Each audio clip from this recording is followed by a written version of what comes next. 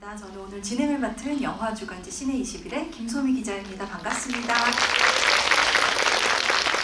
네, 오늘 영화 처음 본 분들도 계시고 또 N차 관람 이미 하신 분들도 많이 계실 것 같습니다. 영화 12월 31일에 개봉해서 지금 활발히 관객분들과 만나고 있는 와중에 오늘 직접 감독님, 배우님 모시고 이렇게 이야기 많이 나눌 수 있게 돼서 저도 기쁘게 생각합니다. 오늘 독특한 컨셉도 있고 또 이후에 여러분들 질문도 받을 예정이니까 열띠게 참여해 주시고요. 그럼 지체 없이 감독님, 배우님, 게스트분들 무대로 모시겠습니다. 김도영 감독님, 고교환 배우님, 문가영 배우님 모시겠습니다. 여러분들 큰 박수 부탁드릴게요.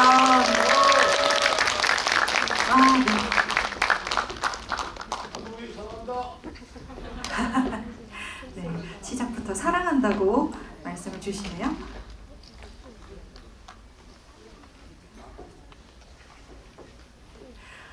네, 오늘 이렇게 검은 옷으로 맞춰 입고 오신 만약에 우리 팀 자리에 모셨습니다. 감독님부터 차례대로 간단히 소개와 인사 말씀부터 나눠주실까요?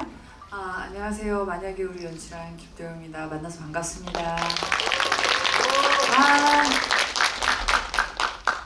네, 안녕하세요. 정원영의 문가영입니다. 반갑습니다. 네, 안녕하세요. 은호역의 구교환입니다. 만나서 반갑습니다. 엔딩 크레딧 오르는 순간까지 살짝 눈물을 훔친 분들도 계실 것 같아요. 굉장히 긴 여운을 남기는 영화지만 오늘 GV에서는 좀 재미있는 이야기들 많이 나눠보도록 하겠습니다. 고속버스 안과 비행기 안에서 이동 중에 만난 두 남녀가 그러나 그 긴 시간을 통과하는 사이에 처음에는 낯선 타인이었다가 어느새는 서로의 삶에서 절대 대체될 수 없는 관계가 되기까지의 이야기를 담고 있는 영화였습니다. 아마도 두 사람의 10년 후, 현재 시점에서의 두 사람이 서로를 볼 때 애틋한 것은 상대만을 놓아주고 있기 때문이 아니라 그 시절의 나, 과거의 나와도 작별하고 있는 중이기 때문에 생기는 감정의 깊이가 있는 것 같아요. 그러다 보니 두 사람이 또 자연스럽게 만약에 그때 헤어지지 않았더라면 이라는 가정도 서로에게 해볼 수 있는 것 같습니다. 오늘 GV가 약간 독특한 컨셉이 하나 있는데요. 영화 제목처럼 그리고 극중 인물들의 대사처럼 만약에 라는 키워드를 가지고 감독님, 배우님들께 질문을 좀 해보려고 합니다. 우선 세 분께 이렇게 이야기를 좀 시작을 해보면 어떨까 싶습니다. 만약에 이 만약에 우리라는 영화를 찍지 않았다면 나는 어땠을까? 감독님부터 한번 살짝 여쭤볼 수 있을까요? 글쎄요. 만약에 우리를 찍지 않았다면 아마 우리 그 다음 작품도 아마 다른 걸 찍었을 것 같아요. 인턴이 아니라 이상하게 그게 인연이 연결이 되어서 계속해서 그렇게 가고 있거든요. 그래서 저한테 만약에 우리는 약간 운명처럼 느껴지는 그 인연처럼 느껴지는 작품입니다. 그러게 지금 김도영 감독님이 인턴이라는 또 어마어마한 기대작을 하나 올해 또 공개하게 되실 것 같은데 그 인연까지 달라질 수도 있었겠네요. 나비 효과처럼. 문가영 배우님께는 사실 사랑의 이해라는 너무나 많은 이들에게 각인된 작품이 있었고 이 영화는 어쩌면 그 연장선상에서 문가영이라는 배우의 멜로드라마적 깊이를 더 확장해 나가는 시도였다는 점에서 이 작품이 없었다면 벌써부터 저는 아쉬운 마음이 들거든요. 배우님 어떠세요? 너무 슬픈 것 같네요. 영화를 찍지 못했다면 슬프네요. 그걸 상상하고 싶진 않은데 그럼 뭐 교환 선배와 도영 감독님을 못 만났을 텐데 운명처럼 다른 작품에서 만나길 기도하고 있었을 것 같고 또 기자님이 말씀해주신 어떻게 보면 사랑의 이해를 못 찍었다면 사실 만약에 우리를 못 찍었을 거예요. 감독님도 사실 그 작품을 너무나 좋아해 주셨어가지고 또 이렇게 영향을 받았기 때문에 다 이렇게 인연처럼 꼬리에 꼬리를 물고 여기까지 오게 된 것 같습니다. 고교환 배우님은 제가 아는 고교환 배우님 사실 단편 시절부터 멜로 장인이셨습니다만 알고 계시네요. 그럼요. 네. 연애 다큐를 시작으로 이 걸출 늘 뭐 오늘도 소정이 한번 외치실 거잖아요, 그렇죠? 그렇죠. 네, 소정아 1월이야. 그런데 또 장편 영화로는 아무래도 장르적인 색깔이 강한 작품으로 기억하는 분들이 많다 보니까 만약에 우리에 대한 반가움도 더 크셨을 것 같은데 어떠세요? 만약에 우리가 나에게 없었다면, 찾아오지 않았다면? 저는 만날 사람은 만난다라는 생각을 항상 갖고 있기 때문에 아마 지금 오늘 며칠이죠? 1월 6일로 생각한다면 1월 6일 여기 이곳에 그대로 앉아 있고 소미 기자님과 감독님과 가영 씨와 우당탕탕 소동극 코미디로 아마 영화를 GV를 진행하고 있었을 것 같아요. 이 작품이 아니더라도 뭔가 아마 다른 작품으로 인사드리고 있을 것 같아요. 네, 이 멤버 그대로. 만약에라는 가정 자체가 누군가에게는 굉장히 익숙한 것이기도 할 테고요. 예를 들면 얼마 전 신의 21 인터뷰에서 문가영 배우님 글 쓰실 때 항상 만약에라는 질문으로부터 생각을 또 출발한다고 말씀하시기도 했는데 또 누군가에게는 요새 MBTI 유행에서 S들은 절대 그런 가정을 하지 않는다라고 말을 하기도 하듯이 어떤 관객분들에게는 오늘 조금 낯선 질문일 수도 있을 것 같습니다만 이야기를 한번 좀 더 이어나가 보겠습니다. 은호가 처한 상황을 보면 사실 그 넉넉하지 않은 형편에서 세상을 살아가는 모든 보편의 청년들이 정말 공감할 만한 감정일 것 같아요. 아버지는 아프고 여자친구는 꿈을 접는 것 같고 또 내가 이루고자 하는 직업적인 성취는 당장 좀 요원하게 느껴지는 그런 상황일 텐데요. 그럼에도 불구하고 구교환 배우님께서 특유의 그 한 끗의 유머 감각, 적절한 애드리브와 어떤 즉흥이 더해졌을 것만 같은 온기를 인물에게 부여하셨습니다. 그래서 마냥 은호를 볼 때 우리가 너무 차갑고 시리지만은 않게 느껴지는 것 같아요. 말하자면 천생 배우의 자질이다 이렇게도 보고 싶은데 만약 구교환 배우님 배우의 일, 연기를 하지 않았다면 어떠셨을 것 같으세요? 연기를 하지 않았다면 뭐라고 있었을까요? 저는 연기하지 않았으면 재밌는 얘기하고 싶은데 평소에 내가 뭘 하고 싶었지? 근데 또 스탠딩 코미디 하고 싶다 그러면 너무 연기의 카테고리 안에 들어갈 것 같고 연기를 하지 않았으면 그거 했을 것 같아요. 게임 평론가 하고 있었을 것 같아요. 게이머가 아니라 게임 평론가? 네. 뭐 별점 주는 게임 평론가에서 굉장히 날카롭게 리뷰를 던지는 고독한 게임 평론가가 되어 있을 것 같습니다. 어쩐지 그렇게 일본 영화의 주인공이 좀 떠오르는 네, 맞아요. 고독한 게임 평론가. 네. 너무 의외의 답변이신데요. 국제전자센터와 거기 아키하바라를 오가는 웃으셔도 돼요. 제가 하는 말의 대부분은 웃으라고 하는 말입니다. 네, 첫 답변부터 너무 의외의 말씀 들려주셨고요.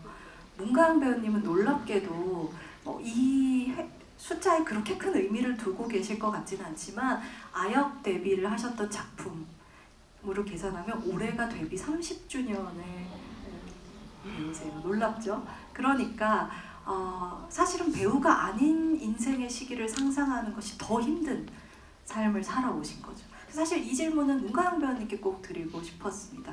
연기를 하지 않는 나아가 문가영 배우님의 인생에 선택지였던 적이 있나요? 아니요. 너무 사실은 어릴 때 10살 때 시작을 하면서 어떻게 보면 사실 그 나이는 어떠한 자아가 완전히 성립되기 전의 나이잖아요. 그렇기 때문에 너무나 자연스럽게 시작을 하고 몸에 익히다 보니까 그 아닌 모습을 상상을 해본 적은 없어요. 근데 오히려 제가 해외 타지에 있다가 왔는데 연기의 만약에보다 내가 한국에 오지 않았더라면을 많이 상상을 해본 적이 있어요. 한국에 오지 않았더라면. 이를테면 독일에 계속 맞아요. 살았더라면 독일에서 계속 있었더라면 그때 되면 사실 연기와 직업적인 게 완전히 달랐을 수 있는 환경적인 요인이 있기 때문에 그런 상상을 해본 적은 있습니다. 그건 어떤 삶이었을까요? 글 쓰는 삶에 더 가까워졌을까요? 아니요, 제가 그때 아기 때 저희 언니가 발레하는 모습을 보면서 발레를 되게 예쁘고 너무 좋아했었어요.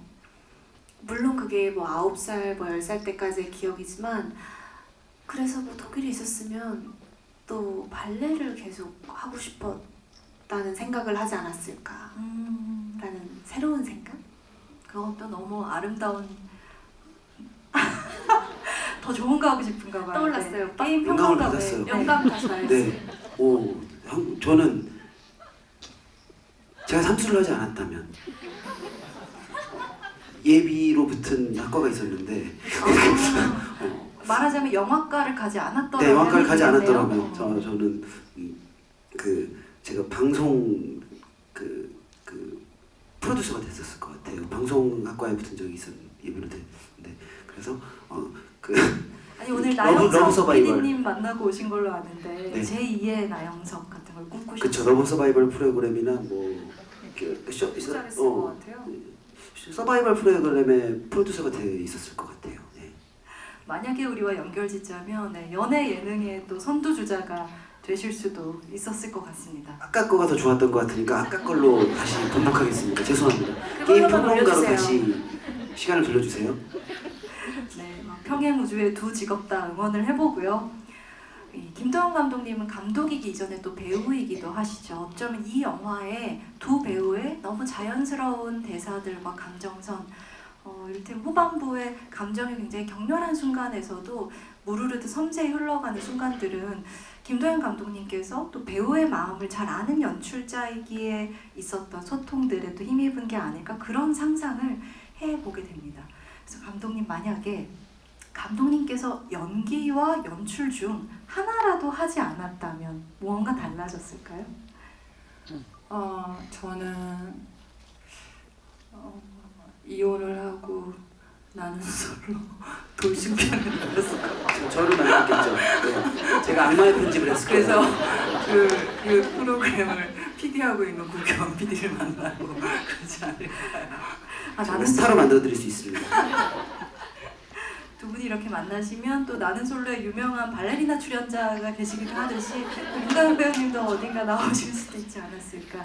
여기까지는 우스갯소리를 더 해봅니다. 이제 영화 안쪽으로 들어가서 어떤 가정들을 좀 더 해보겠습니다. 당연히 이 영화를 보고 나면 누구나 영화를 보신 거의 모든 관객분들이 과거에 내가 만났던 누군가 그리고 많은 경우에는 지금은 헤어진 누군가를 떠올리실 것 같아요. 우리가 헤어지지 않았더라면 혹은 내가 조금 다르게 했더라면 그 인연이 어떻게 되었을까라는 퀘스천 마크를 아주 자연스럽게 불러일으키는 영화입니다.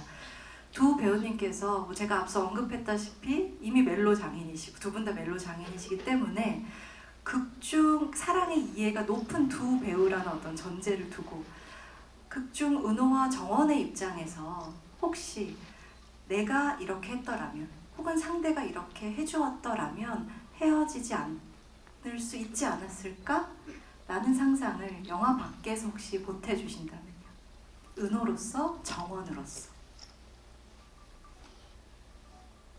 또 일어날 일은 일어난다고 생각하는 태도여서 근데 굳이 뭐 재미있는 질문이어서 만약에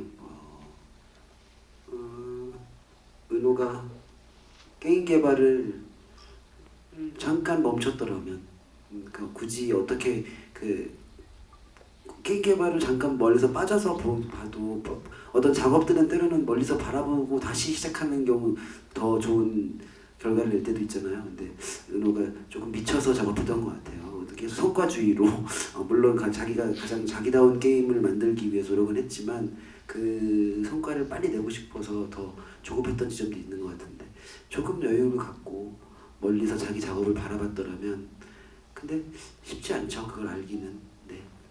굳이 얘기하자면 그런 어쩌면 그게 게임 개발이 아니라 영화 만들기와 바꿔도 그 20대 시절 아직 기회가 너무 부족하던 때 무언가라도 빨리 해내고 싶은 그 조급한 마음을 아시기 때문에 더 하실 수 있는 답변인 것 같아요. 성과주의라는 날카로운 진단이 아까 게임 평론가를 지망하셨던 것과 잘 어울리면서. 은호를 연기하면서도 그런 왜 참가 은호 연기하면서도 그냥 제가 그 수없이 실패했던 저의 영화사 제작사에게 퇴짜 맞았던 그 시나리오들이 많이 있었거든요. 네. 그런 부분들이 많이 닮아 있어서 조금 도움이 대체 경험. 그래서 저는 은호처럼 게임을 개발한 적은 없지만 은호만큼 게임 시나리오를 써본 적은 있었던 것 같아서 비슷하게는. 네. 그래서 도움이 좀 됐었어요. 문가영 배우님은 정원으로서 내가 이랬다면 쪽이 좀 더 연상이 쉬우세요? 아니면 은호가 이렇게 해주었다면 쪽에 은호가 가까우세요? 그렇게 해주었다면. 아니 되게 재밌는 게 교환 선배 이야기를 들으면서 이게 확실히 이 연애의 문제에 있어서는 또 이 시각이 진짜 다를 수도 있구나라고 생각한 게 이제 은호 입장에서 이게 성과주의였다면 사실 정원의 입장에 저는 딱 생각나는 게 그 주겠다는 햇빛을 커튼을 닫지 않았더라면 네. 그러니까 사실 그 감정적인 되게 찰나의 작은 것들 여성분들은 사실 그런 걸로 또 되게 큰 영향이 받잖아요. 그렇죠. 그래서 뭔가 교환 선배 말씀처럼 어떤 게임이나 어떤 집중도의 우선순위보다도 그냥 그 작은 거 그날 황사가 심했더라고요. 그리고 커튼을 닫는 게 더 좋았을 텐데. 비바람이 쳤더라면 그러게요. 근데 심오하네요. 사실은 인간만의 문제가 아니기도 하죠. 그날의 날씨가 우리를 움직이게 하니까요. 감독님께는 이렇게 질문을 드려보고 싶어요. 10년이 흘러서 호텔방에서 마주 앉은 두 남녀가 있는데 제가 영화를 처음 볼 때 재미있었던 것은 만약 우리가 헤어지지 않았더라면 이라는 가정 앞에선 은호와 정원의 온도가 조금 달라 보이는 점이었습니다. 언뜻 보기에 은호 쪽이 조금 더 절실해 보이고요. 정원은 오래전에 마음을 좀 더 추스른 사람처럼 약간 담담해 보이죠. 하지만 객석에 계신 분들도 느끼셨을 것 같은데 그러한 표면적인 온도 차이도 불구하고 어느 한쪽의 마음이 결코 가볍게만 느껴지지 않습니다. 그래서 감독님 이 재회 장면의 섬세한 디테일들을 조율하는 일 굉장히 고심하셨을 것 같은데 시간이 흘러서 어른이 된 두 사람 어떤 상태로 보이기를 바라셨어요? 이제 그 교환 배우님하고 얘기했었던 기억이 있는데 그 은호가 그날 그 호텔 방에서 무슨 얘기를 하고 싶었던 것일까 이제 이런 얘기를 했었던 것 같아요. 그리고 아마 은호의 마음 속에는 계속 그 질문이 맴돌았을 것이다. 내가 그날 그 순간에 탔었더라면 어떤 일이 있었을까라는 질문을 계속 갖고 있던 사람이 그날 그 질문을 할 기회를 얻은 거죠. 사실 판타지죠. 근데 그걸 얻었다면 그래서 아마 그 태도가 은호가 조금 더 적극적이거나 뭐 말을 리드해 보이는 거거나 이런 거였을 것 같고 정원이는 그에 비해서는 그의 이름을 삭제할 때 아마 삭제되길 굉장히 바라는 어떤 순간들이었던 커튼을 아마 닫을 때였겠죠. 진짜 닫았던 것 같아요. 근데 그거를 굳이 은호가 다시 열고 꺼집어내니까 사실 묻었던 마음이 좀 올라왔고 저는 정원이 그 강가에서 얘기를 할 때 순간이지만 아주 한순간 솔직하게 얘기했다고 생각해요. 그때 네가 만약에 탔더라면 나는 같이 있었을 것 같다. 이 순간은 마음속에 오랫동안 정원한테도 맴돌았던 어떤 그런 마음이 아니었을까? 이런 생각을 하면서 그런 얘기들을 나눴었던 것 같아요. 그때 네가 붙잡아 주었더라면 달라졌을 거라는 말을 어쩌면 정원은 평생 은호에게 한 번은 들려주고 싶다는 마음을 품고 살아왔던, 그러니까 은호의 이 질문을 너무 기다려왔던 사람일 수도 있겠다는 점에서 둘은 가슴 아프지만 여전히 잘 어울리는, 그러니까 통하는 한 쌍이구나 라는 것도 느낄 수 있었던 것 같아요. 근데 문가영 배우님 입장에서는 이 긴 시간을 통과해서 그 10년 사이에 삶의 많은 것들을 통과하고 과거와는 조금 다른 얼굴이 된 여성으로 스크린에 나타난다는 것에 대해서도 어쩌면 사랑이 이어는 또 다른 과제로 도전이었을 것 같은데 어떠셨어요? 맞아요. 사실 어떻게 보면 20대 초반 때부터 이제 시간이 쭉 흐르는 과정을 보여주게 되는데 오히려 그렇게 크게 치밀하게 비집고 들어가지 않으려고 했던 것 같아요. 오히려 그 교환 선배랑 전에도 얘기했었지만 그 중간 비어있는 시간들이 있잖아요. 이제 헤어지고 나서 재회하기까지의 시간도 있고 사실 버스에서 이제 그런 번호를 지울 때 사이사이 틈들이 있지만 그 사이를 제가 너무나 치밀하게 계산하고 계획할수록 저희가 호텔에서 재회했을 때의 어떠한 애티튜드나 그 표정이나 모든 행동들이 훨씬 더 조심스러워지더라고요. 그렇기 때문에 오히려 그런 것은 보시는 관객분들의 상상에 맡기는 게 맞는 것 같다라는 생각을 했기 때문에 현장에서 감독님과 그리고 교환 선배와 그냥 정말 그 신발신으로 정말 집중하면서 했던 것 같습니다. 이 영화가 인물들의 과거에 해당하는 컬러 장면들을 먼저 찍고 흑백에 해당하는 현재 장면을 이후에 찍은 것으로 알고 있습니다. 달리 말하면 실제로 그 흑백 장면들을 찍을 때는 두 배우의 안에 은호와 정원으로서 살아낸 시간들, 기억들이 오롯이 쌓여 있었을 테니 두 배우분들의 감정도 좀 남다르지 않았을까? 연상을 좀 해보게 되는데요. 고 배우님은 그 지점에서는 어떠셨어요? 이미 앞에서 은호로서 시간을 살아내고 다시 문가영 배우님 마주했을 때. 그 굉장히 특별한 경험이죠. 이렇게 순서대로 연기를 할 수 있다는 거는 배우로서는 큰 축복이고, 일단 외형적으로는 가르마를 바꿀 수 있었고, 커트를 할 수 있었고, 그래서 외형적인 변화도 이뤄낼 수 있었고, 뭐 은호로서도, 그리고 이 작품에 참여하는 배우로서도 딱 그 정원을 마주했을 때 합쳐져서 이 작품의 프로덕션에 지나온 순간들도 가지고 와서 연기할 수가 있었어요. 그러니까 그래서 되게 묘했어요. 네. 그래서 자꾸 이렇게 막 그 하이라이트처럼 지난 회차들이 첫 회차의 어떤 그 떨리고 긴장됐던 마음들, 그리고 뭐 이제 이 그 흑백 촬영을 넘어가기 직전에 나의 태도들이 확 해서 배우로서는 너무 큰 축복이죠. 네. 그 시간들을 그대로 느끼고 연기할 수 있다는 게. 네. 그래서 구교한 반, 이은호 반, 참 그 감정을 넣어서 했던 것 같아요. 네.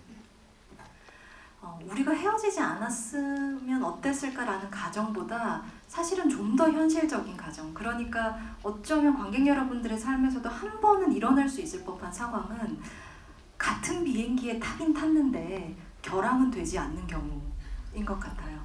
서로가 같은 비행기에 있는 건 알지만 결항되지 않아서 이렇게 호텔에서 하룻밤을 보낼 기회는 없는 거죠. 근데 그건 정말 어쩌면 더 안타까운 상황이잖아요. 해고할 기회는 없으니까요. 그랬더라면 은호와 정원은 어떻게 됐을까요? 한번 가정법, 매직이프를 시도해봐 주신다면. 눈이 똑같이 마주치긴 했나요? 거기까지는 네, 했다고 한번 쳐볼까요? 아마 뭐 계속 다른 날에 다른 답변으로 제가 말씀드릴 수 있는데 나가는 곳에서 기다리고 있었을 것 같아요. 뭐 은호가 적극적으로 기회를 창출하는 네. 쪽이다. 네. 네. 그 질문을 지금은 꼭 하고 싶었을 것 같아요. 네. 네. 저는 단순히 만약에 우리라는 질문들이 퍼포먼스만으로 끝나는 질문은 아닌 것 같아서 어떻게든 물어봤을 것 같아요. 네. 그래서 그게 어려웠어요. 그걸 어떻게 징그럽지 않게 표현할까. 왜냐면 그만큼 짙은 감정이었기 때문에 오히려 무게감을 고민하셨단 말씀으로도 들려요. 징그럽웠나요? 어떠셨어요? 보시는 마음으로 보시면 돼요. 네. 너무나 담백하게 표현해 주셨던 것 같아요. 문가영 배우님은 어떨 것 같으세요? 눈이 마주치고 그렇게 웃었다면 정원 입장에서는 더한 사실 말을 할 것 같진 않아요. 근데 선배 말씀대로 은호가 서 있었겠죠, 밖에. 어쩔 수 없이 다 피지 않았을까 문 앞에서. 굉장한 상황극을 보여줬을 것 같아요. 마치 그냥 툭 기다리진 않고 굉장히 신경 쓰이게 뭐 오래 앞에 네, 소화물을 있었겠죠. 찾고 있었겠죠. 왔다 굉장히 나 이은호입니다 하는 식으로 계속 위성처럼 들고 있었겠어요. 어떻게든 어떤 연극을 해서 만났었을 것 같아요. 상황을 만들어서. 갑자기 구교환이 등장하는 그러네요. 순간이네요. 네. 감독님께는 이 영화에서의 게임의 존재에 대해서 질문을 드리고 싶어요. 사실은 게임이라는 것이 인생에서는 선택할 기회가 많지 않은 여러 기회의 가능성들, 선택지들을 극대화하는, 시뮬레이션 하는 것이 곧 게임이기도 하잖아요. 그래서 이 영화에서 은호가 만드는 게임이라는 매체, 그리고 그 매체가 마지막에 보여주는 어떤 아름다운 화면 안에서의 가능성이 감정을 또 짙게 만들어주는 요인이기도 한데, 게임 화면 어떻게 쓰고 싶으셨어요, 감독님? 은호가 게임 개발자라는 설정이 들어갔을 때부터 그 은호가 만드는 게임이 자신들의 그 연애사가 좀 투영된 그런 게임이고 그랬으면 좋겠다. 그리고 원작도 그렇게 배치가 되어 있죠. 그걸 좀 굉장히 잘 살리고 싶었었어요. 예. 그리고 교환 배우님이 굉장히 게임에 조예가 깊었기 때문에 예, 많은 얘기를 해주셨어요. 어떤 영감을 좀 보태주셨나요, 교환 배우님? 영가님처럼 불었어요. 아니, 너무 게임을 좋아하니까 잘 구현하고 싶은 거예요. 그리고 이 게임을 작업하는 이 태도도 너무 중요할 것 같고, 네, 오타쿠의 시선으로 계속 말씀을 드렸죠. 네. 결과적으로 구현된 게임, 이 게임 사랑하는 사람으로서 어떻게 생각하시나요? 그런 건 중요하지 않더라고요. 그 은호라는 인물이 그렇게 열심이었다. 네. 근데 너무 마음에 들어요, 사실. 네. 게임하는 모습도 그렇고 개발하는 모습도 그렇고. 은호가 또 음악까지 같이 한다는 설정이었잖아요. 네. 네, 1인 개발 게임. 1인 개발 네. 게임이요. 네, 정말 딱 1인 개발 게임다운 아름다운 그래픽과 뭔가 과시하지 않는 전개들 그 게임 그래픽이 마음에 들었어요. 저는 저희 아들이 게임하면 되게 화가 많이 났었거든요. 근데 이번에 그래도 작업을 하면서 게임의 세계가 이런 거구나 이런 걸 좀 알았고, 그리고 편집된 대사이긴 하지만 그게 아이폰 등장이 게임계에서도 엄청나게 큰 사건이었다고 그러더라고요. 그래서 네.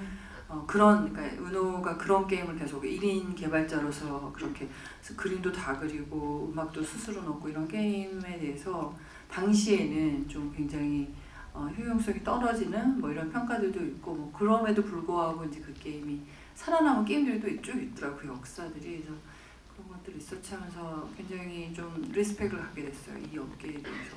되게 대단하다는 생각을 많이 했어요. 작가주의 게임을 만드는 친구죠, 사실. 그렇죠. 상업영화가 아니라 네, 작가주의 역할인데 게임 디렉터죠. 은호나 정원이나 각각 건물을, 어떤 게임을, 자기의 세계를 온전히 스스로 건설하는 사람들이어서 이 두 사람의 공존이라는 것이 얼마나 팽팽했을지도, 이를테면 장미와 장미의 만남일 수도 있겠다라는 생각을 하면서 보기도 했습니다. 그런 대사 있었는데 같이 모임 나왔을 때 그 아키텍처라고 하죠. 그래서 저도 게임에도 그런 용어가 있습니다 하면서 억지로 아는 척하는 은호의 모습도 있었어요. 그렇죠. 그리고 이 두 사람에게 본격적으로 던질 만한 또 하나의 질문은 영화 밖에서의 호흡일 것 같습니다. 멜로드라마의 주인공인 두 배우가 서로 호흡이 편안하고 또 어떤 무형의 신뢰가 필요하다는 점은 그다지 어려운 상상이 아닐 것 같아요. 그런 점에서 은호와 정원이 되기까지 혹시 두 분이 현장에서 서로에게 끼쳤던 혹은 서로에게 느꼈던 담백한 영향이 있었다라고 한다면 어떤 순간이 기억나시는지 질문 드려보고 싶어요. 자주 하는 얘기인데 또 하고 싶어서 그 엔딩 씬에서 베트남 강 앞에서 그 장면을 준비하고 있는데 마지막 이제 두 사람이 쭈그리고 앉아서 서로 그 오열하는 그 장면 있잖아요. 준비하고 있는데 툭 가영 씨가 와서 그 루이지 타카모토님의 메리 크리스마스 미스터 로렌스를 툭 틀어주시는 거예요. 그래서 그리고 좀 어떤 음악으로도 영감을 주실 때도 있었고 그 장면에 대한 그리고 저한테 되게 특별했던 것들은 뭐 어떤 영화나 상대 배우과 나와 그 인물을 함께 만들어간다고 생각했는데 정말 서로가 서로를 연기해주고 있다라는 마음이 들었었어요. 정원의 시간들만 나오는 장면들도 있고 은호의 시간들만 있는 독립적인 장면들이 있는데 그 정원의 독립적인 장면조차도 은호가 보이게 연기를 해주시고 있는 거예요. 그래서 첫 멜로인데 어떻게 보면 전면에 노출되는 첫 멜로인데 진짜 잘 만났다, 진짜 축복이구나 이렇게. 그래서 제가 저 은호까지 함께 연기해 주시는구나 해서 저도 최선을 다해서 그런 상대역이 돼야지 하고 노력을 했습니다. 네. 그날 문가영 배우님의 마음이 궁금해요. 중요한 씬 앞두고 왜 노래를 같이 듣고 싶다, 나누고 싶다 생각하셨어요? 사실은 분장실 늘 촬영 전에 분장실에서 오빠가 그 DJ가 되어줘요. 저희가 같이 헤어 메이크업을 하고 있을 때 이렇게 스피커폰으로 항상 노래를 원래 선배가 틀어주는 담당이었거든요. 그래서 저도 그런 노래들을 항상 같이 공유하면서 들으면서 촬영을 시작을 했는데 그날은 선배가 노래를 틀지 않았어요. 야외에 그리고 타지였고 그렇기 때문에 이렇게 뭔가 감정적으로 집중을 하고 있었던 때였는데 저는 마땅한 이유 그 마땅한 어떤 레퍼런스가 없었어요. 이 이 장면에 대한 레퍼런스가 없었어요. 뭐 에펠탑 프로젝트의 첫사랑을 들으면서 첫 만남들을 연기하기도 했고 했는데 이 장면은 어떤 음악을 들어야 할까? 뭔가 저한테 약간 앰비언스처럼 계속 깔려야 되거든요. 그 음악들이 연기할 때 음악을 다 좋아하시잖아요. 근데 이어가십시오. 죄송합니다. 너무 좋은 아닙니다. 음악을 틀어주셨어요. 맞아요. 그래서 그날은 제가 그 노래가 되게 기억이 많이 나서 조금 이렇게 작게 제가 듣고 있다가 어쨌거나 이제 중요한 감정신을 앞두고 그냥 BGM처럼 이렇게 스며들게 틀었던 기억이 납니다. 그 탈출 때였나요? 역시나 팽팽한 두 남자의 감정을 다루는 작품에서 구교환 배우가 다비치의 두 사람 맞아요. 네. 네. 탈출은 두 사람이 레퍼런스였어요. 레퍼런스로 언급해서 범상치 않은 선곡이다 생각했던 적이 있는데 혹시 오늘 객석 찾아주신 관객분들에게 만약에 우리를 대변하는 어떤 한 곡이 배우님께 있는지 그 에피톤 프로젝트의 첫사랑부터 유이치 사카모토님의 메리 크리스마스 미스터 로렌스까지 도착하시면 그 중간 곡들은 여러분들의 플레이리스트로 각자의 애틋한 노래들이 있으시잖아요. 재우씨. 아니면 각자의 싸이월드 노래를 다시 맞아요. 들어보는 네. 느낌? 저는 앰플로의 미스 유. 네. 이 마지막 엔딩 크레딧에 흐르는 곡도 혹시 싸이월드 시절을 직접 지나온 분들이라면 그때 정말로 사랑받았던 곡이라는 시대 고증도 사실 녹아있는 선곡이라고 저는 봤었습니다. 문가영 배우님 마침 반갑게 언급을 해주셨는데 싸이월드 미니 홈피, MP3 플레이어, 그 당시에 피처폰 여러 가지 그 시대에 존재했던 그래서 지금의 사람들에게 향수를 불러일으키는 요소들이 있잖아요. 근데 시대 고증, 재연의 측면에서는 워낙 많은 선택지가 있으셨을 테고 하지만 그 중에 어떤 것을 이 영화의 인물들에게 가까운 무언가로 조금 더 감정을 불러일으키는 무언가로 불러올지는 감독님께서 선택할 때 이제 고심이 있으셨을 것 같아요. 싸이월드는 처음부터 좀 굉장히 그 시대를 좀 약간 대변하는 거라고 생각해서 싸이월드도 넣고 싶었고 그 핸드폰도 보니까 변천사가 화려하더라고요. 그래서 아이폰 직전이었기 때문에 폴더폰부터 온갖 폰들, 그다음 MP3 그런 것들 그리고 지금은 다 이어폰도 무선으로 끼지만 그때 줄 이어폰을 끼고 그런 감성 중요했죠. 그런 것들 좀 많이 얘기했었던 것 같아요. 오늘 제가 키워드로 만약에라는 걸 내세우면서 마지막에 드리고 싶었던 만약의 질문은 아무래도 모든 연출자들의 입장에서 가장 중요한 내 영화에 찾아온 이 배우가 아니었더라면 이라는 가정을 일 것 같습니다. 이를테면 모든 영화는 여러 테이크 중에서 단 한 테이크만이 선택된 최종 결과물을 관객에게 선보이는 작업일 텐데 이제 많이 알려져 있다시피 구교환 배우 굉장히 테이크마다 여러 가지 다양한 연기를 시도하는 배우로 알려져 있으시고요. 문가영 배우님도 이번에 유독 좀 더 자유롭고 적극적인 해석을 더하는 연기를 했다라고 말씀을 주시기도 했어요. 그래서 어쩌면 지금의 결과가 최선이지만 아까운 차선들도 많은 과정이 아니었을까 싶은데 혹시 이 배우의 해석으로 좀 새롭게 표현된 장면들이나 이 테이크 아니면 이 테이크도 좋다라고 좀 고민하셨던 끝까지 저울질하셨던 장면 같은 게 있는지 감독님께 질문 드려볼게요. 일단 매 장면마다 구 배우님이 아니었으면 좀 달라졌을 거라는 생각은 좀 많이 했었던 것 같아요. 그리고 그 발랄함은 정말 제가 좋아하는 장면이 있는데 그 주유소에서 은호가 달려오는 장면인데 볼 때마다 제가 계속 웃었어요. 이렇게 달려오는데 어떻게 저렇게 하지? 이런 생각이 들었던 것 같아요. 너무 놀랍다. 그리고 그런 과거 때문에 은호가 사실 뒤에 굉장히 여러 가지 일들을 저질러도 네. 밉지 않는 것 같아요. 그런 것들이. 그리고 약간 현실적으로도 보이는 것 같아요. 사실 사랑을 할 때 얼마나 초반에 정말 꿀을 발라놓듯이 얘기를 하잖아요. 근데 이제 변화가는 것들이나 이런 것들이 있는데 그게 밉지 않게 표현이 됐었던 것 같고 문 배우님은 전무후무하다라고 저는 생각해요. 사실 생각을 해본 적이 없어요. 다른 배우는. 그래서 뭐 만약이라는 것도 생각하기 싫어요. 저는 너무 어쨌든 이 두 배우랑 해서 굉장히 놀라운 작품이 나왔다라고 생각하고 너무 다행이라고 생각해요. 제가 진짜 배우운이 좀 따르는데 진짜 운이 좋구나 이런 생각 많이 했습니다. 달려오는 여러 버전 준비하셨어요? 저요? 배우님? 아니요, 너무 재밌어 하시길래 즐거워서 저는 그래서 저는 약간 은호 우리가 되게 그 행복했던 시절을 연기할 때는 행복했다는 말도 좀 이상하지만 조금 더 초반부를 연기할 때는 그 감독님이 너무 재밌어 하셨어요. 그래서 저한테 되게 놀이 같았어요.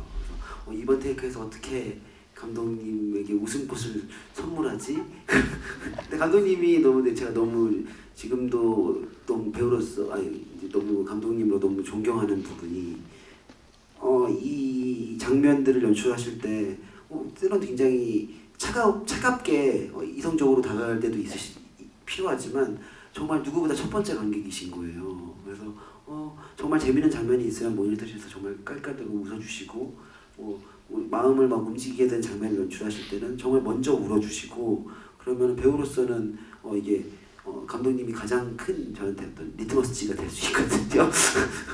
말 그대로 정말 배우가 춤을 추게 해주시는군요. 네. 그래서 연기하는 이 장면들이 희극적인 부분들이 모든 장면을 통틀어서 감독님에게 보여줘야지 기분이 좋았어요. 아니 오케이와 NG가 있는 게 아니라 굉장히 다양한 오케이가 있었어요. 그래서 편집할 때 굉장히 즐거웠어요. 이거 넣으면 될까? 저거 넣으면 될까? 이거 넣으면 좀 세지나? 이런 초이스들이 되게 많았었고 그런 것들 때문에 즐거웠었던 것 같아요. 구경 배우와 작업하는 많은 감독들이 그 얘기를 하시는 것 같아요, 정말로.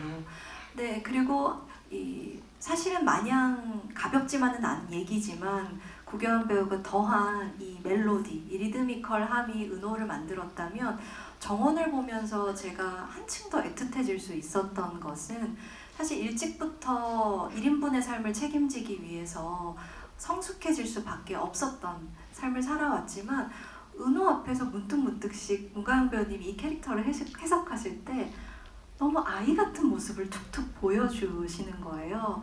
눈물을 흘리다가도 은호가 달래줄 때 그럴 때 이렇게 아주 내면에 있는 작은 어린아이가 툭 튀어나온 것 같은 순간을 보여주셨어요. 그래서 이 해석은 어떻게 나올 수 있었을까 여쭤보고 싶었어요.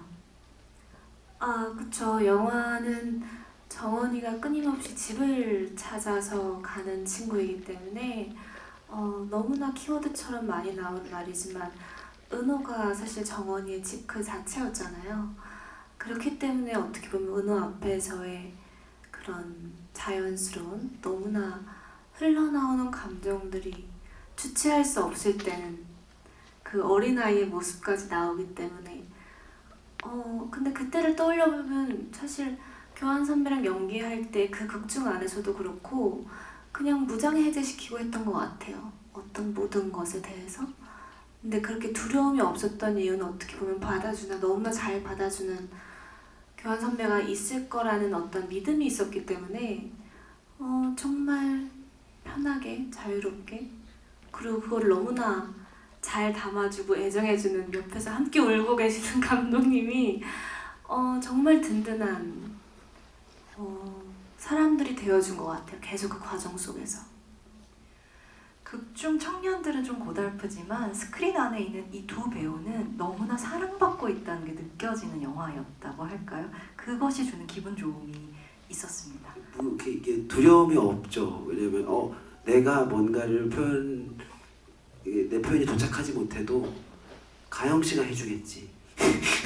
그리고 감독님이 이 장면을 만들어 주시겠지 하면은 저는 그냥 최선을 다하면 되잖아요. 그래서 그렇게 되면은 부끄러운 것도 사라지고 두려움도 사라지게 되거든요. 나는 내가 느끼는 것들을 그대로 옮기자. 그래도 내가 설령 거기까지 도달하지 못하더라도 이 두 사람이 만들어 줄 것이다. 그리고 촬영 감독님이 해내줄 것이다. 그런 어떤 신뢰들이 있었던 것 같아요. 저는 그게 믿음이라는 말 같아요. 네. 두렵지가 않았습니다. 네. 자, 그러면 이 오늘 만약에라는 질문을 이제 객석에도 좀 드려보도록 하겠습니다. 영화 보시면서 만약에 나라면 어땠을까 많은 질문을 하셨을 텐데요. 이제 배우들에게 감독님께 그 질문을 돌려주시죠. 오늘 선물이 준비되어 있다고 알고 있습니다. 손수건이던가요? 네. 만약에 우리 네. 수건이 준비되어 있어서 수건입니다. 네, 토끼 수건. 네. 지금 한 20분 정도 남아 있습니다. 쓰시고 양으로 적으셔도 돼요. 네, 손 들어주시면 저희가 오늘은 이렇게 차례로 객석 좀 짚어드려보면 어떨까 싶은데 괜찮으시죠? 네.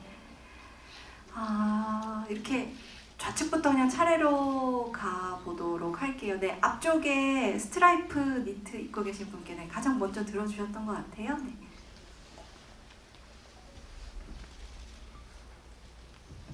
마이크 켜져 있습니다. 네, 일단 영화 너무 잘 봤고요. 그리고 감독님 저번에 크리스마스 GV에서 아름다운 이별을 담고 싶었다고 하셨던 게 기억이 나는데 이게 원작에서는 은호가 지인들한테 막 성공한 척 허세를 부린다거나 아니면은 정원이가 현실을 벗어나기 위해서 찾는 게 꿈이 아니라 남자를 쫓고 이런 부분들이 조금 부담스럽게 느껴질 수도 했었는데 근데 여기 이번 작품에서는 그런 요소들이 다 빠지고 그 나이대에 맞는 현실적인 고민들이랑 감정선으로 흘러가서 되게 담백하게 다가왔었거든요. 그래서 궁금한 게 있었는데 리메이크 과정에서 이 제목을 먼 훗날 우리가 아니라 만약의 우리로 바꾸셨잖아요. 이것도 그 감정적인 방향성을 더 뚜렷하게 전달하기 위한 선택이셨는지 궁금하고요. 그리고 또 배우분들은 이 각자 캐릭터를 연기하신 당사자로서 어떤 의미로 이 제목이 와닿았는지 듣고 싶습니다. 제목을 물어보신 거죠?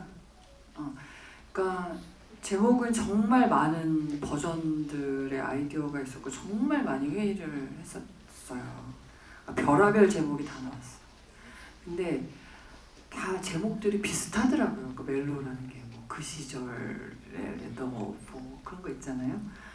그때 너 그러니까 다 비슷하다. 그때 우리 다 비슷했었고 참 제목이 쉬운 건 아니구나라는 생각을 진짜 많이 했었던 것 같아요. 제목을 정할 때. 근데 만약에 우리는 이 만약이라는 단어가 주는 약간 공간이 있는 것 같아요. 그게 좋았던 것 같아요. 어느 날 하면 딱 그 약간 지정이 되는 느낌이 있는데 그때 네. 만약이라는 거는 약간 공간을 갖고 들어오는 느낌이 드는 것 같아요. 공간이나 시간. 아마 상상 때문에 그러겠죠. 네. 그래서 이 제목이 관객들한테 좀 호기심을 더 불러일으킬 수 있을 것 같고, 그리고 우리의 대사에도 나오고 여러 면으로 조금 미리 제목을 듣고 그 모든 걸 예측하기보다는 조금 더 상상의 여지가 있는 그런 제목이어서 저는 좋았던 것 같아요. 그렇게 결론을 냈었던 것 같습니다. 그 공간을 직접 거니셨던 배우의 입장에서 이 제목은 어떤 느낌인가요? 저도 왜 먼 훗날 우리라는 원작의 제목이 있고, 만약에 우리는 크게 그 다른 점이 없다고 생각했었는데, 영화를 이제 최종 완성된 영화를 보고 영화를 보고 나니 이 제목이 얼마나 훌륭한지 알게 됐었거든요. 만약에 우리 아마도 우린도 있고 많이 있잖아요. 아마도 우린도 있고 아마도 우린도 아니고 어쩌면 우리도 아니고 너무 많은 것들이 있는데 왜 만약에 어쩌다 우리도 할 수 있고, 이 영화는 만약에 우리라는 제목이 싱크가 딱 맞는 영화구나. 그리고 영화를 크레딧이 올라갔을 때 이 제목보다 싱크가 딱 맞는 제목은 없을 것이다라고 생각해서 정말 잘 지었다라고 생각했어요. 힘내라 뭔가요 방구맨 이상하잖아. 예전에 내가 아니 오빠가 한번 농담 장난친 적이 있어서 만들 거예요. 거의 출연하겠습니다. 맞아요. 저도 선배 말씀대로 영화를 다 보고 가장 직관적이고 가장 좋았던 선택이었던 것 같다는 생각도 들고요. 방금 문득 든 생각은 또 가끔 영화가 되게 제목 따라간다는 말도 있잖아요. 네. 그래서 뭔가 만약에 우리 영화가 잘 된다면을 우리가 촬영 현장에서 참 많이 했거든요. 그래서 그 생각을 하다 보니 되게 너무나 잘 어울린다는 생각을 하네요. 만약에 우리 영화가 잘 된다면 입소문 많이 내주셔야겠습니다. 전 잘 될 줄 알았어요. 와주신 분들이. 네. 다음 질문으로 그럼 넘어갈게요. 이번에는 구교환 배우님이 한 분 뽑아주시면 어떨까요?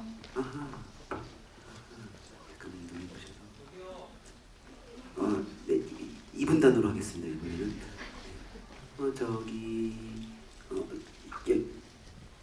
저요라는 아이패드 아이패드 저요라고 쓰시는 사만우 듣고 계신 분께서 네, 저는 오늘 만약에라는 그 컨셉에 맞춰서 질문 좀 준비를 해봤는데요. 그 이상엽 씨가 차가 그 미니 쿠퍼를 타고 나오잖아요. 근데 이 미니 쿠퍼라는 차가 차 세그먼트에 비해서 좀 비싸고 가성비는 없고 좀 약간 허세남들 약간 감성만 좀 채우는 그런 느낌이 있어요. 그래서 그 차는 거예요. 그쵸? 정확해요. 약간 그 당시에 금수저의 허세남을 좀 대변하는 느낌이 좀 있는데 만약에 미니 쿠퍼가 아니라 모닝이었더라면 모닝 차주 비하 발언 아닙니다.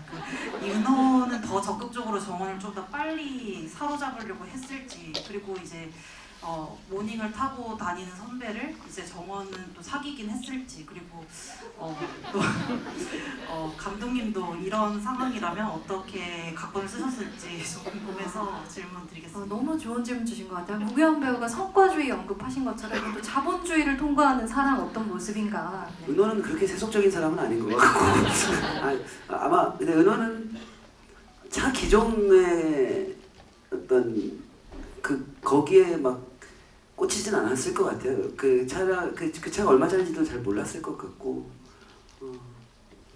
근데 뭐 이제 조급하긴 했겠죠. 상엽 씨의 미모를 보고. 네. 맞아요. 차종이 달랐다면 오히려 정원 쪽에서 좀 더 어려운 질문 같기도 해요. 근데 정원이도 막 그렇게 차종에 큰 영향을 받았을 것 같진 않아요. 왜냐면 사실 민재 선배는 그 내가 꿈꾸는 건축가에 더 가까운 길을 가고 있는 나의 꿈에 되게 유사한 어떠한 공통분모에 있다는 거에 사실 첫 그 회식할 때도 끌리잖아요. 그거에 대한 포인트가 컸지 차종에 그렇게 큰 영향을 받진 않았을 거다라는 생각을 해봅니다. 그리고 은호는 막 그렇게 생각했을 것 같아요. 오히려 둘이 오토바이를 타고 다니기 훨씬 나을 것이다. 도착해서 도착구에서 카페를 간다 치면 주차 걱정 없이 바로 들어갈 것이다. 편리하죠. 네. 근데 뒤에 텐덤했던 이제 정원이가 버티고 있었겠죠. 그래서 항상 오히려 차라리 더 불편하다고 생각할 것 같아요. 은호 성격이라면. 네. 감독님 지금 감독님한테 의도를 적중한 질문이 나왔는데 현실에 굉장히 현실적인 요소가 사랑에 침투할 때 근데 이런 요소들을 무시할 수 없잖아요. 모닝을 타고 다니는 사람으로 설정했다 아마 그 캐릭터가 좀 바뀌었겠죠? 아마 그는 바람피지 않았을 것 같아요. 굉장히 성실했을 것 같고 그 부잣집 아들임에도 불구하고 그 놀랍다라는 생각이 들고 그랬다면 사실 은호는 굉장히 분발했어야 했다고요. 아침 일찍 일어났을 것 같아요. 그쵸. 우리가 어쨌든 이제 부잣집 아들이고 뭐 이런 설정들로 쭉 갔었었는데 만약에 그렇다면은 주는 이미지로서는 굉장히 가성비를 중요시 여기는 사람이잖아요. 그런 사람이 우리 정원이를 택했다면은 또 조금 만만한 상대는 아니었겠다 이런 생각이 드네요. 예, 지금 생각해보니까. 네. 이번에는 이쪽 오른편에서 문가영 배우님이 한 분 짚어주신다면요. 좀 뒤로 갈까요? 네, 중간에 이렇게 손을 마치 주유소에서 흔들던 은호처럼 하고 계시나요? 네, 지금 계속 흔들어 네, 주시면 맞습니다. 마이크 드리는데 도움 될 것 같습니다. 네. 네, 맞습니다. 감사합니다.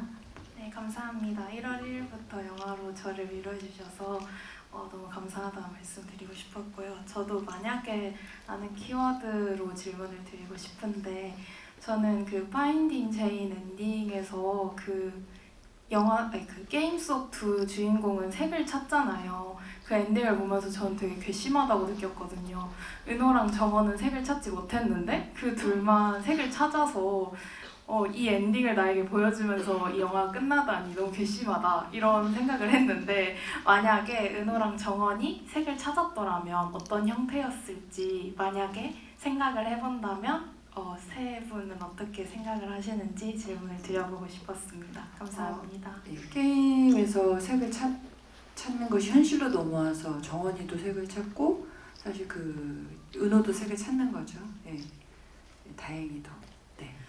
질문 주신 그 내용을 조금 더 확장하면 그 색을 찾은 두 사람의 앞으로 미래는 좀 어떤 모습일까에 대한 구체적인 상상을 질문 주신 것 같아요. 예를 들면 은호와 정원으로서 색을 찾은 이제 각자의 삶은 어떤 모습이었을까? 혹시 생각해 본 적 있으셨을까요? 생각해봤는데 4주차 때 말씀드리겠습니다. 왜냐하면 저의 어떤 이 캐릭터에 대한 태도와 분석들을 여러분께 말씀드리면 재미없어질 것 같아요. 네, 지금 이 이야기는 뭐 각자의 그 사랑의 추억들 혹은 앞 진행되고 있는 어떤 설레임들을 각자의 사랑의 모양으로 맞춰서 보고 계시는데 조금 말을 아끼게 되네요. 네. 은호의 컬러풀한 미래는 죄송하지만 4주차 때 한 번 더 찾아주시고 혹시 정원의 버전 살짝 저는 들려주신다면? 그럼 5주차 때 정원이 버전 말씀드리겠습니다. 왜냐면 사실 선배님 말씀처럼 저희 영화가 저희가 이게 가끔 리뷰나 보신 분들 거를 찾아보면 정말 각자의 어떠한 연애 사연과 그렇죠. 그런 추억들을 되게 많이 써주고 공유해 주시더라고요. 네.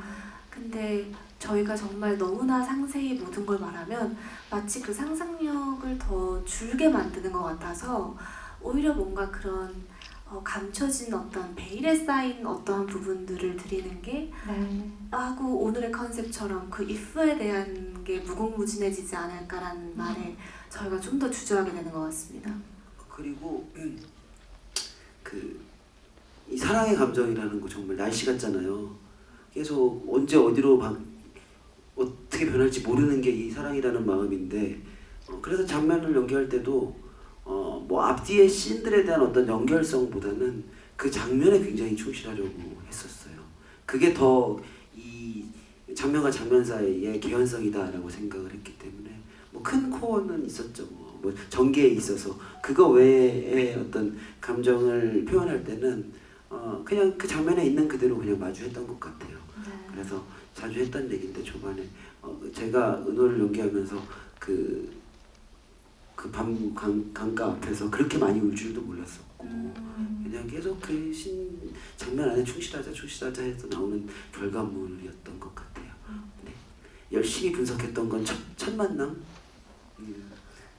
강가 장면에서 테이크를 거듭해도 계속 눈물이 생각했던 것보다 더 많이 쏟아져 나오셨어요? 처음 풀샷을 찍을 때 많이 울었었고 그리고 지금 보시는 테이크가 마지막 테이크죠? 아닌가요? 아무튼 뭐 마지막 테이크. 네. 첫 테이크와 마지막 테이크에 많이 울었어요. 둘 다 네, 섞어 쓰셨답니다. 근데 바꿔 질문하면 두 사람의 이별의 엔딩이지만 결국 컬러를 되찾는다라는 설정이 감독님께 왜 중요했을까요? 또 감독님께서 생각하시는 그 성숙한 관계에 대한 답이 될 수 있을 것 같아요? 원작을 보고 사실 제가 리메이크 제안을 받았을 때 하고 싶었던 건 굉장히 이제 명확했었어요. 그 당시에는 저는 잘 이별하는 이야기를 굉장히 찍고 싶었다. 예, 그게 담았으면 좋겠다였고 잘 이별을 했을 때 다시 그들이 색을 찾는 것이 아닐까 이렇게 생각을 했었죠. 그리고 저희 주제와도 굉장히 잘 맞지 않나라고 생각했습니다. 예, 이번에 마지막 질문 받겠습니다. 김도영 감독님께서 이번에는 한 분 짚어주시죠. 네, 어느 쪽도 다 좋을 것 같습니다. 네.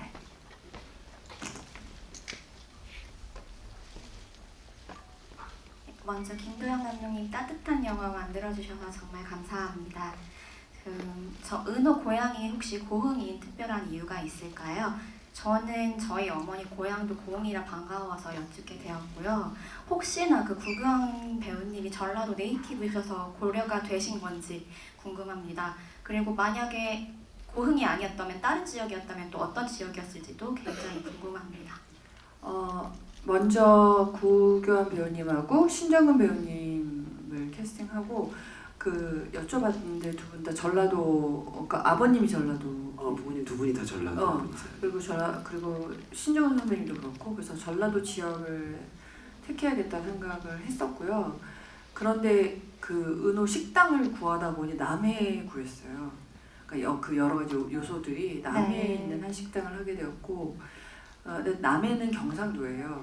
그래서 그렇죠. 이제 저희가 어떻게 할까 하다가 식당은 그 남해지만 그거와 좀 비슷한 지역, 그러니까 그 정도 인구수와 여러 가지 고려했을 때 그 남해와 그리 멀지 않은 고흥이 적합하다라고 생각을 했었던 것 같고 여러 가지 면에서 그래서 고흥으로 택했습니다. 네, 알겠습니다. 식당이 남해였군요. 그 특유의 분위기, 영화 보고 나면 이 영화에서 촬영지 하나를 가보고 싶다라고 하면 아버지 가게 인근이겠구나라는 생각이 들었는데 그리고 둘이 그 사귀기를 결정한 다리? 네, 그 네. 다리도 그 인근에 다 있죠. 네. 남해 여행, 만약에 우리 투어로는 여러분들 남해를 찾아가시면 됩니다. 자, 그러면 오늘 아쉽지만 시간 관계상 이만 마무리를 하겠습니다. 오늘 두 배우분, 감독님 말씀을 들어보니 이 영화가 관객분들에게 각자의 기억 속에서 접속하는 영화로 얼마나 친연하게 다가갔으면 하는지 그 부분에 대한 굉장히 다정한 마음을 좀 느낄 수 있었거든요. 마무리하면서 만약에 우리 지금 이제 4주차, 5주차 길게 보고 계신데 어떻게 좀 기억됐으면 하는지, 오늘 또 대화 나누신 소회는 어떠신지 끝인사 차례로 이번 구교환 배우님부터 부탁드리겠습니다. 8주차까지 살아남는 영화가 되고 싶고 사실 지금 계속 너무 행복해요. 우리 여기 모든 제작진들이 이 순간만을 위해서 계속 이 작업을 했죠. 이 작품을 만들었고 지금 그 극장에서 관객들을 만나는 것 자체가 너무 기적 같은 일이고 선물 같은 일입니다. 그래서 매일매일 사실 신나요. 너무 행복해요. 그래서 오늘도 너무 행복합니다. 네. 그리고 이 영화 여러분이 가지세요. 네. 감사합니다. 네, 여러분들 박수 부탁드립니다. 네, 저도 정말 동감합니다. 요즘에 이렇게 관객분들을 가까이에서 많이 만나뵈면서 그 그 온도들을 사실 정말 고스란히 느끼면서 참 힘이 많이 되는 것 같아요. 저희 셋이는 단톡방에 있는데 정말 매일매일 저희가 너무 재밌게 신날 정도로 팬아트도 서로 공유하고 맞아요. 짤들도 재밌는 짤 너무 되게 많더라고요. 좋은 리뷰가 있으면 서로 공유해서 올리기도 하고 네. 그래서 그런 추억들을 사실 다 같이 공유하고 있거든요. 그래서 너무나 저도 지금의 순간을 즐기고 있고 무엇보다 그리고 오늘도 특히나 평일에 되게 늦은 밤인데도 이렇게 관객석을 다 채워주셔서 너무나 감사드리고 네 저희가 계속해서 무대 인사를 다닐 수 있도록 도와주세요. 네, 이제 영화 보고 자신의 이야기를 꺼내 주셔서 정말 너무 행복한 것 같아요. 그 이야기들을 남겨주시고 그걸 또 저희가 읽고 너무 좀 정말 마음이 행복하기도 하고 같이 아리기도 하고 그러거든요. 그러니까 자신의 이야기를 꺼내 주신다는 거가 감독으로서 진짜 더할 나위 없이 행복한 지점인 것 같아요. 뭐 어느 장면에 울고 아니고 이런 걸 떠나서 이 영화의 어떤 한 조각들이 자신의 마음에 와서 닿는다라는 생각이 사실 약간 꿈 같은 일이잖아요. 그런 게 너무 감사하고 정말 행복합니다. 그렇게 여운이 좀 남는다라는 게 만든 사람 연출자로서는 정말 너무 행복한 시간들인 것 같습니다. 고맙습니다. 네, 여러분들 처음 말씀처럼 오늘 평일 저녁에 늦은 시간까지 끝까지 함께 해줘서 너무 감사하고요. 만약에 우리 아주 흥행한다면 어떻게 될까라는 상상 실현되도록 많은 관심과 사랑 부탁드립니다. 오늘 감사합니다. 그리고 김소민 기자님도 박수 한번 감사합니다. 부탁드립니다. 여러분 선물도 꼭 챙겨가십시오. 네, 감사합니다.